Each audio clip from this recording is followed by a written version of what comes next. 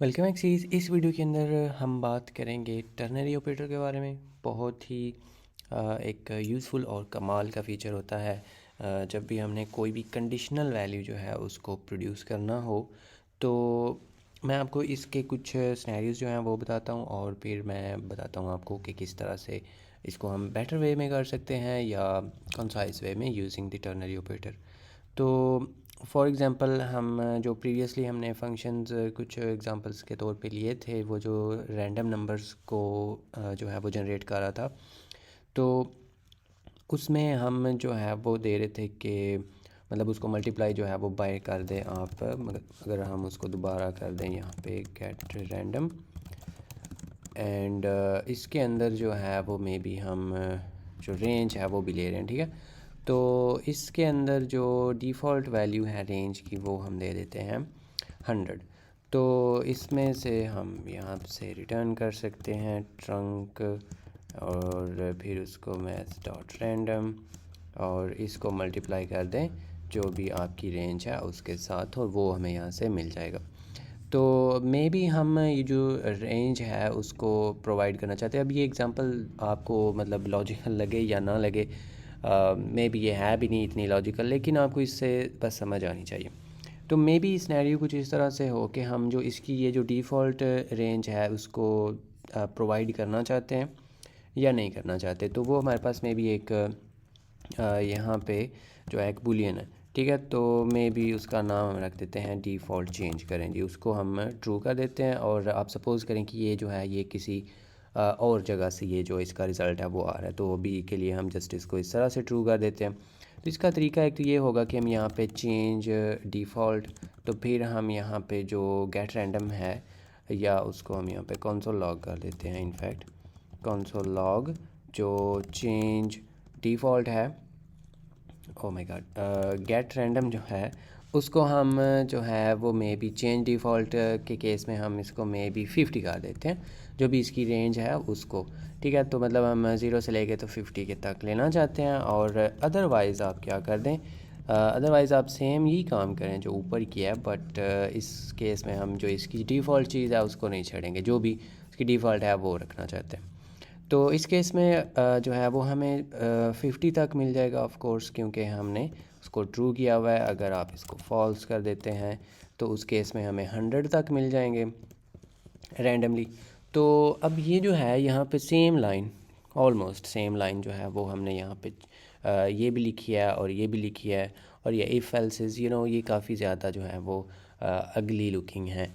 तो या इस तरह से हो सकता है या फिर ये ऐसे हो सकता है कि ये इसको कंसोल लॉग करने की बजाय आप जो है वो यहाँ पे कोई आपके पास एक रैंडम नंबर हो जो कि आप यहाँ पे रिसीव करना चाहते हैं। तो मे बी हम उसको अनडिफाइंड छोड़ देते हैं डिफ़ॉल्ट में और यहाँ पे जो है वो हम इसको रिसीव कर लेंगे, ठीक है। सो आई गेस कि ये थोड़ा ज़्यादा ठीक रहेगी एग्ज़ाम्पल। और इसको बाद में चल के तो हम यहाँ पे कुछ इस तरह से करना चाहते हैं रैंड, ठीक है। तो इस केस में भी हमें जो है वो 0 से लेके 100 तक मिलेंगे क्योंकि हमने इसको फॉल्स किया हुआ है। लेकिन अगर आप देखें तो ये सेम यहाँ पे ऑलमोस्ट सेम ये जो लाइन है वो हमने यहाँ पे रिपीट की हुई है। तो इसको जो है वो आप कर सकते होते हैं, मतलब शॉर्ट कर सकते हैं और मोर रीडेबल कर सकते हैं, और जो कोड है वो भी ओबियसली शॉर्ट हो जाएगा। तो वो मैं आपको बताता हूँ कि वो कैसे करते हैं, ठीक है। सो यहाँ पे एक तो उस केस में हमें इसको लेट करने की भी ज़रूरत नहीं है, ठीक है। मैं इसको यहाँ से हटा देता हूँ। हम यहाँ पे डायरेक्ट जो है वो कॉन्स्ट कर सकते हैं उस केस में। तो मे बी मैं यहाँ पे रैंड या रैंडम आप इसको कह दें, तो इसको मैं यहाँ पे जो गेट रैंडम है इसको कॉल करना चाहता हूँ और इसको मैं कोई ना कोई वैल्यू देना चाहता हूँ या नहीं देना चाहता, ठीक है। तो बेस्ड ऑन दिस कंडीशन तो मैं यहाँ पे ये लिखूँगा कि चेंज डिफ़ॉल्ट, मतलब ये एक बुलियन एक्सप्रेशन होनी चाहिए। बाय द वे सबसे पहले हम लिखते हैं चेंज डिफ़ॉल्ट। बुलियन एक्सप्रेशन जो है वो कोई ना कोई बुलियन रिज़ल्ट प्रोड्यूस करनी चाहिए, ठीक है। तो वो इस तरह से कोई बुलियन जो है वो ऑब्जेक्ट हो सकता है जो कि इस केस में है, या फिर आप जिस तरह से भी बुलियन एक्सप्रेशंस बनाते हैं कोई कंपैरिजन हो सकता है, लेस दैन इक्वल टू वाला, ये वाला जो होता है ये वाला इक्वल टू हो सकता है, नॉट इक्वल टू हो सकता है, मतलब इस तरह की कोई भी चीज़ जो बुलियन जो वैल्यू है वो प्रोड्यूस करें।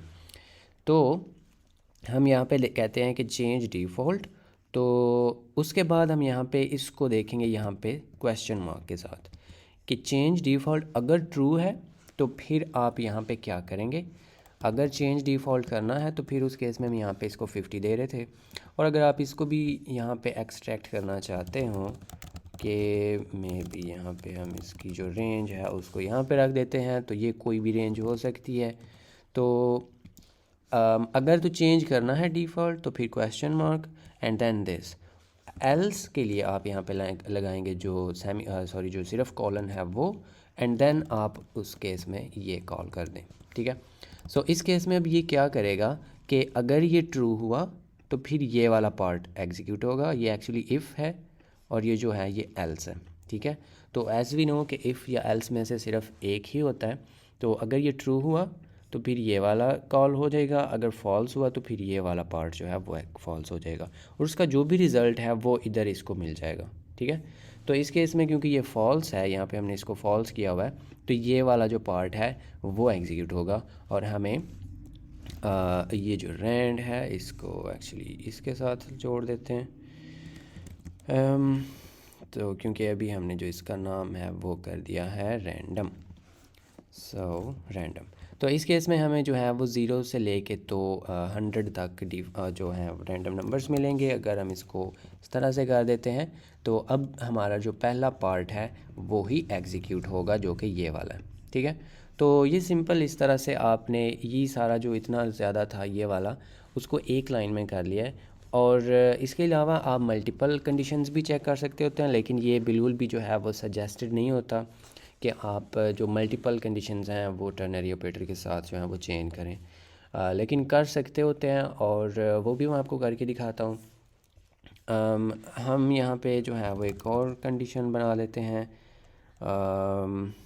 उसका नाम है कंडीशन ही रख देता हूँ, if I can spell it right. तो ये जो है इस केस में फॉल्स करना पड़ेगा, तो ही जो कंट्रोल है वो नीचे वाली कंडीशन पे पहुँचेगा।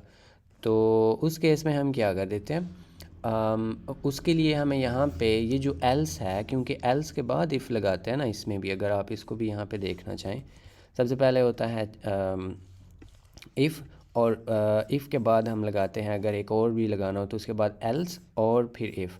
ये जो एल्स है इसका ये मतलब है, ये जो कॉलन है इसका मतलब एल्स है।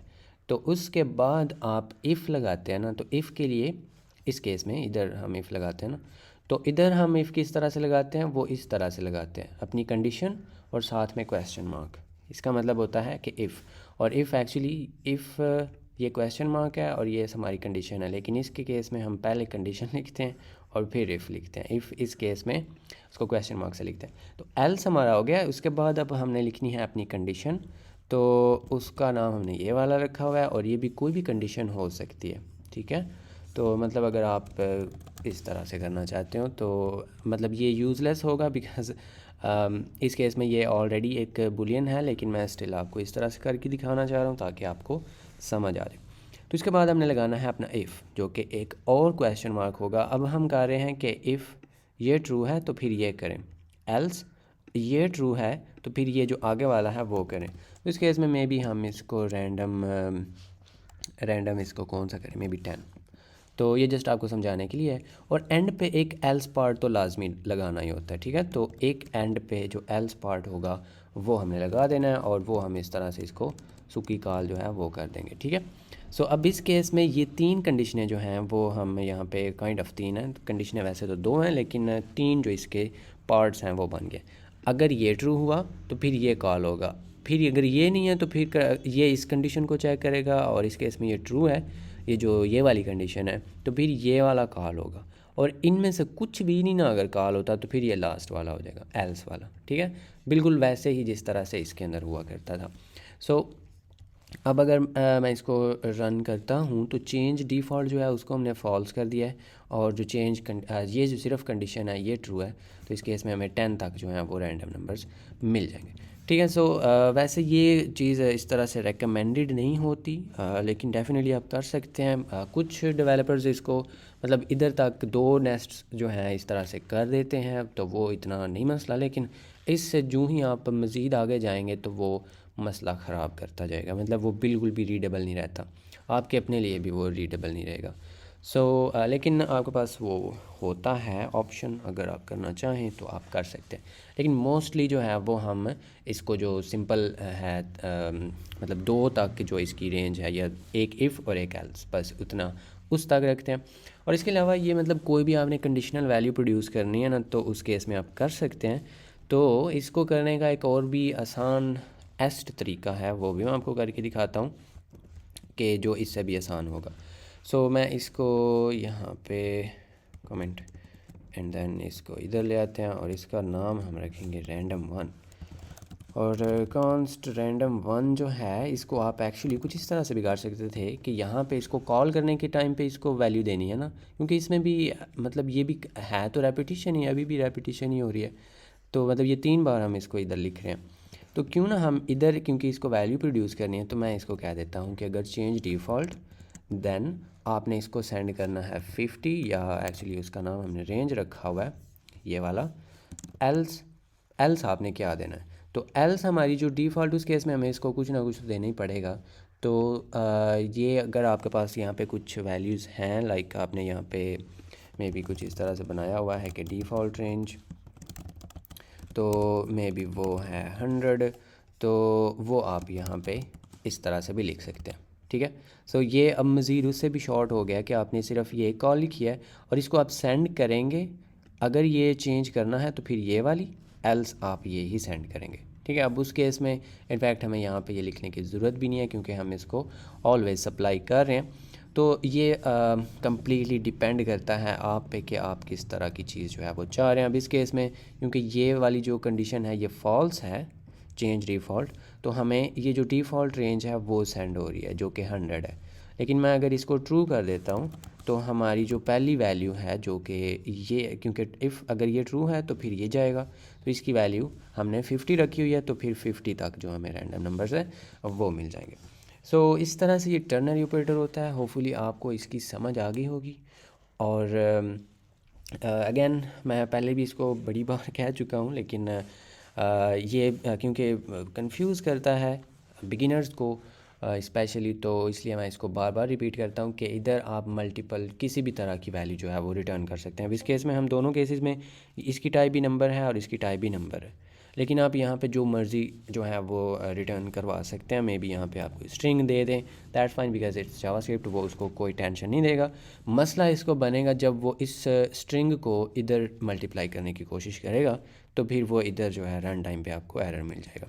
वो आपने खुद ही इसका ख्याल रखना है, बट ऑप्शन आपके पास होता है कि आप किसी भी तरह की कोई भी वैल्यू जो है वो इसमें से रिटर्न करवा सकते हैं। ये होते हैं टर्नरी ऑपरेटर्स इन जावास्क्रिप्ट।